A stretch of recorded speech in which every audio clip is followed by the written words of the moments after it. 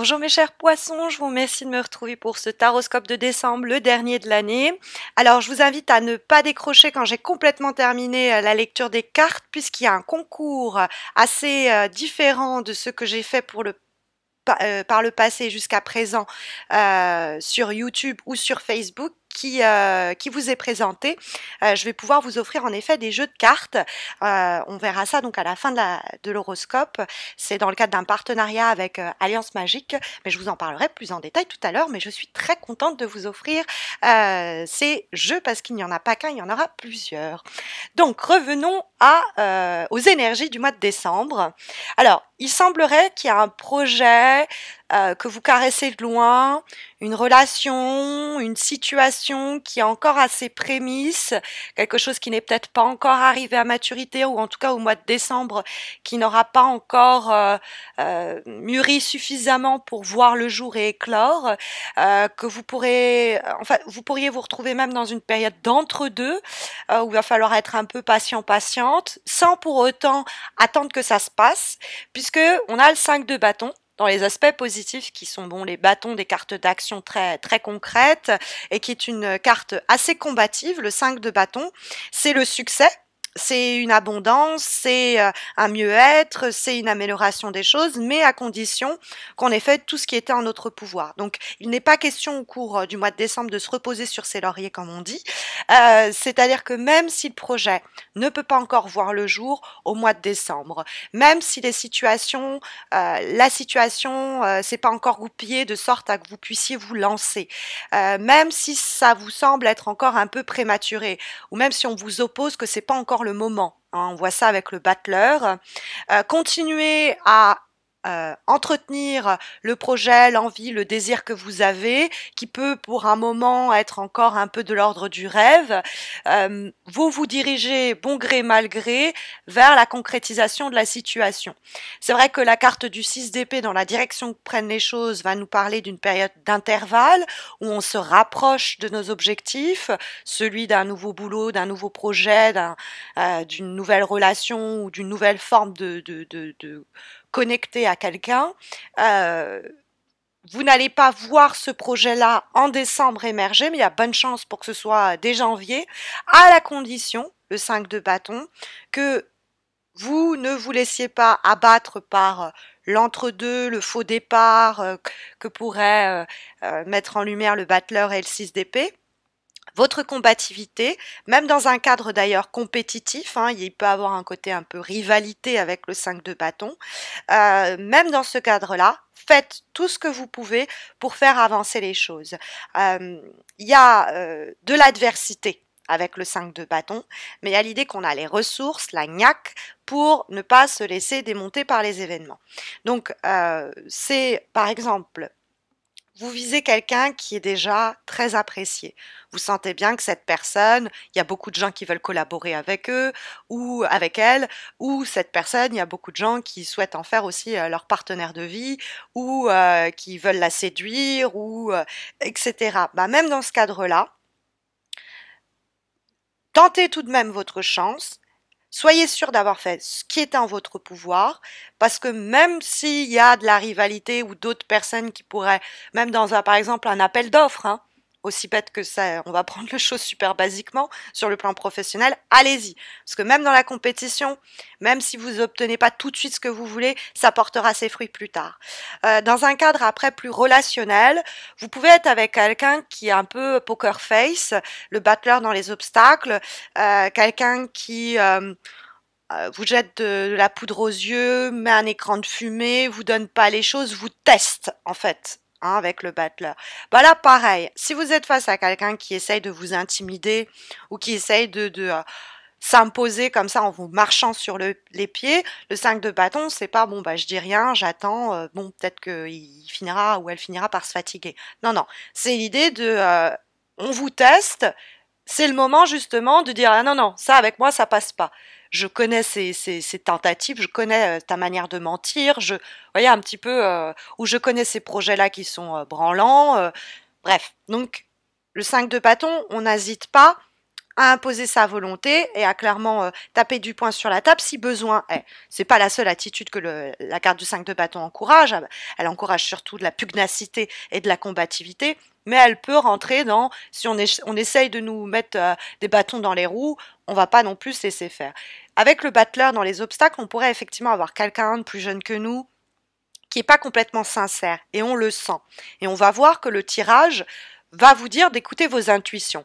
Si concrètement, la personne, vous la prenez pas la main dans le sac, mais qu'intuitivement vous dites j'ai l'impression qu'elle me raconte des balivernes, j'ai l'impression qu'elle ne dit pas exactement tout ce qu'elle pense, faites-vous confiance. Hein. Le battleur, s'il est dans les obstacles, c'est que effectivement c'est quelqu'un qui peut être un petit peu soit c'est quelqu'un qui aime bien, on va dire, enrober la vérité, amplifier les choses, etc., qui a peut-être une tendance, voilà, à en rajouter.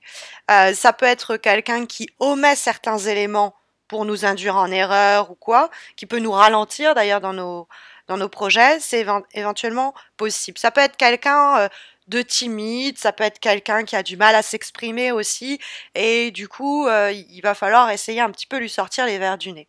Bon, le battleur, sinon de façon plus générale, c'est normalement une lame qui va nous parler de démarrage. Sauf que la carte étant dans les obstacles, c'est l'idée qu'on n'est pas encore prêt.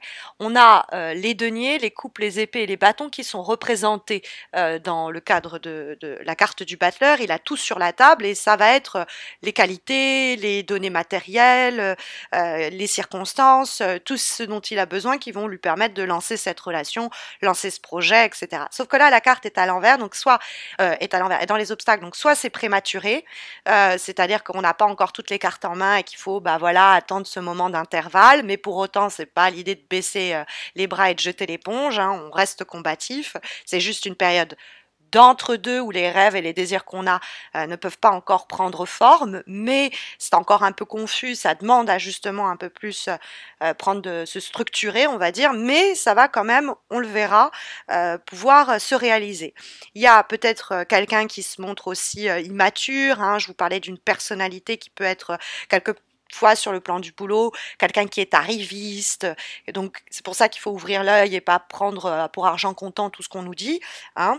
Ça peut dénigrer aussi le battleur un manque d'initiative, donc il faut encore une fois, même si vous sentez un peu bloqué, prendre les choses en main et continuer à œuvrer pour que la situation avance.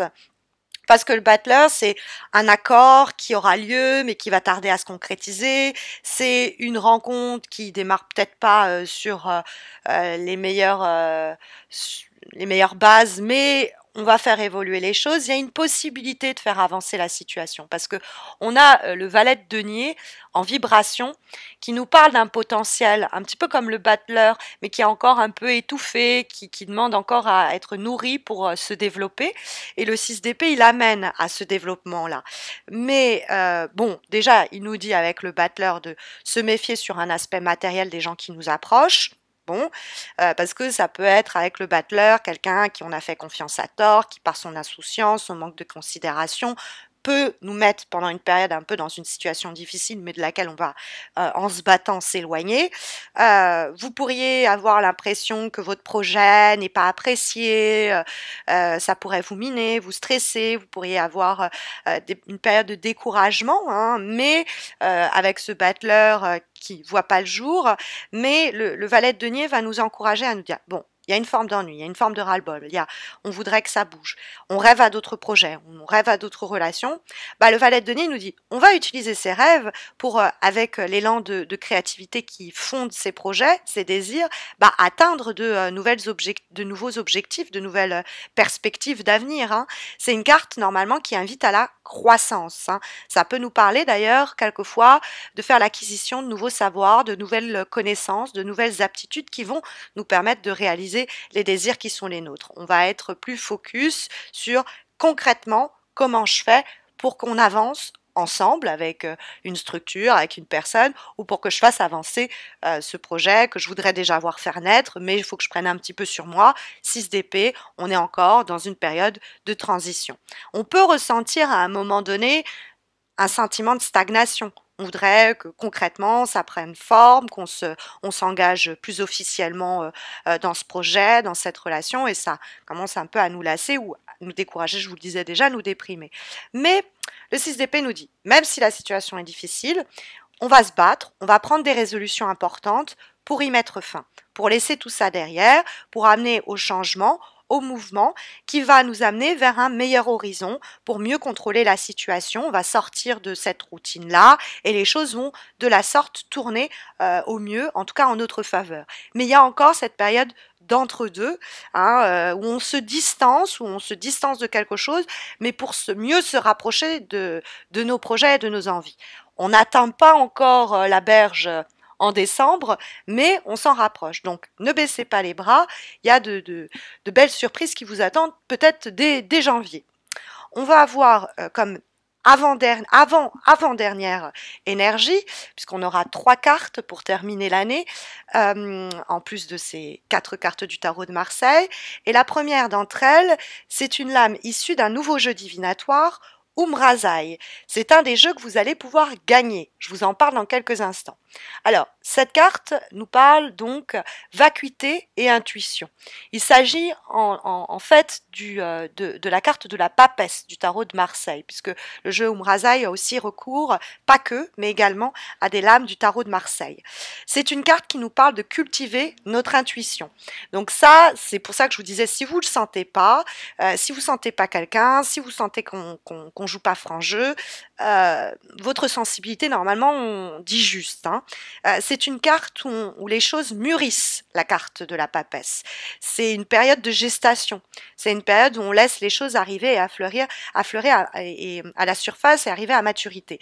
Mais pour cela, il faut être aussi quand même dans une période où on est à l'écoute des petits signes, des petits messages que la vie nous met sur le chemin pour nous indiquer qu'effectivement, on doit attendre pour mieux ou qu'on est en train de se rapprocher de notre objectif. Mais c'est vrai que c'est l'idée d'intégrer toutes les données à la fois conscientes, la situation telle qu'elle est sur un plan matériel, mais aussi ce que notre petite voix intérieure nous souffle, quoi.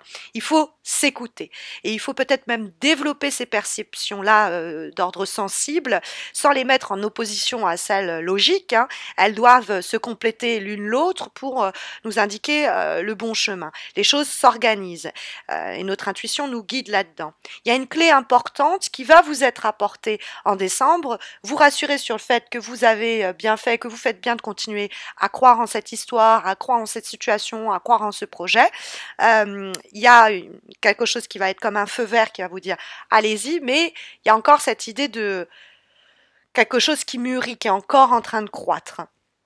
On va avoir une deuxième lame issue d'un autre jeu inédit, dans le sens où je n'y avais encore jamais eu recours, issue des cartes divinatoires d'Algariel, et nous avons ici la carte des escaliers, enfin l'escalier, qui est l'idée d'ascension. C'est une carte normalement de réussite totale, c'est l'idée que pas à pas, marche après marche, on élève la situation, on se rapproche du point culminant de notre désir, c'est une évolution, une progression, graduelle, hein, escalier, hein, marche par marche, et donc elle nous accompagne dans des démarches décisives et elle nous amène, alors on n'est pas encore en haut de ces marches et de cet escalier, mais pas à pas, elle nous rapproche du but, du projet, de la situation qui a été ici décrite. Comme dernière carte, issue d'un autre jeu inédit, l'oracle des haïkus, nous avons ici la carte de la complicité. Donc, il y a quelqu'un qui peut être là pour vous. Alors, la carte de la complicité, les haïkus, en fait, ce sont des poèmes. Et celui-ci, c'est « Je réveille la lune avec mes pas sur la neige ». Alors, on revient avec ce côté lune, intuition, intuitif. Il peut y avoir aussi quelqu'un qui vous aide, qui vous guide, évidemment, hein, avec la carte de la complicité. Il y a une présence amie et discrète à vos côtés. Hein, une connaissance ou une personne peut-être inconnue encore à l'heure actuelle, mais qui se manifestera en décembre pour vous communiquer qu'elle tient à vous. Bref, bon, c'est peut-être ça que vous attendez d'ailleurs et qui met du temps à se matérialiser. Parce que c'est une carte qui nous parle d'amitié, d'âme sœur, de connivence. C'est une très belle carte dans l'association avec les autres. Hein. C'est un moment de grâce qui se fera au contact de quelqu'un ou quoi.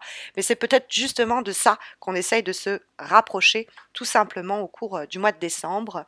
Alors, on a donc ce concours dont je vous parlais qui s'organise et qui va vous permettre donc de remporter le 25 décembre un des 3 nouveaux jeux divinatoires que je vous ai présentés. Alors, il y a d'abord un concours mensuel, vous le savez, sur Facebook, sur ma page Facebook, qui va vous permettre ce mois-ci de remporter non pas un tirage, mais le jeu Umrazai, avec, en plus de cela, son livre qui l'accompagne.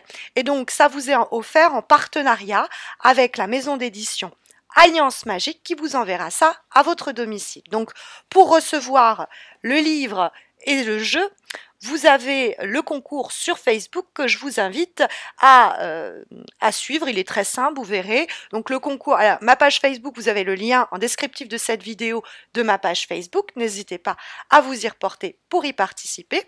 Et puis, dans le cadre de YouTube, un autre concours s'organise qui vous permet de remporter.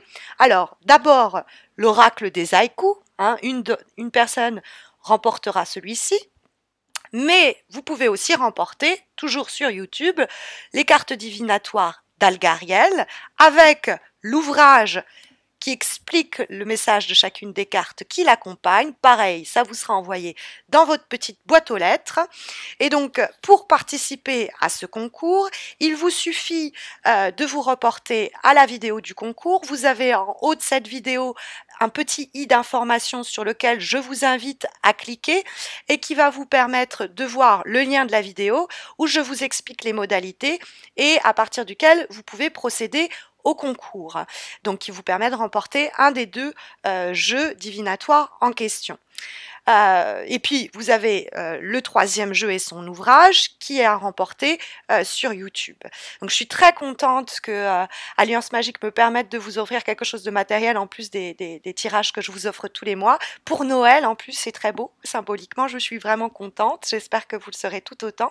Alors, il y a aussi un sondage qui s'organise. Quand vous avez vu le i, il y a aussi un autre i qui s'affiche là, qui vous permet de répondre à un sondage, à savoir pour les horoscopes 2019. Est-ce que, en dehors des cartes du Taureau de Marseille avec lesquelles je travaillerai toujours, vous préférez que je continue avec Umrazai, avec Algariel ou avec l'oracle des haïkus? Donc vous cliquez, vous me dites, il y aura aussi ce sondage en place sur Facebook.